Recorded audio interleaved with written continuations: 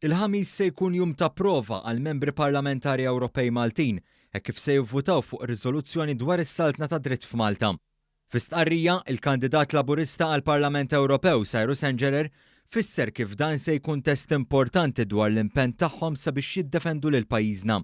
Engerer iddeskriva r-riżoluzzjoni miktuba minn Roberta Metsola u sħaba bħala attentat ieħor mill-Partit Nazzjonalista biex ixekkel l-iżvilupp li qed iseħħ f'pajjiżna.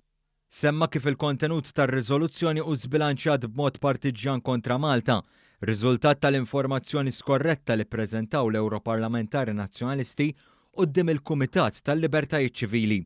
Fakkar kif Metsola kienet parti minn delegazzjoni dwar is-saltna ta' dritt li żaret pajjiżna u ħadmet biex tagħti l-impressjoni li f'pajjiżna ma jeżistux id-demokrazija u s-saltna ta' dritt.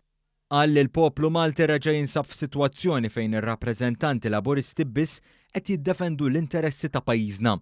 Qal li Ewroparlamentari serju ma jitkellimx mod f'pajjiżu u jaħdem bil-kontra meta jkun fil-Parlament Ewropew.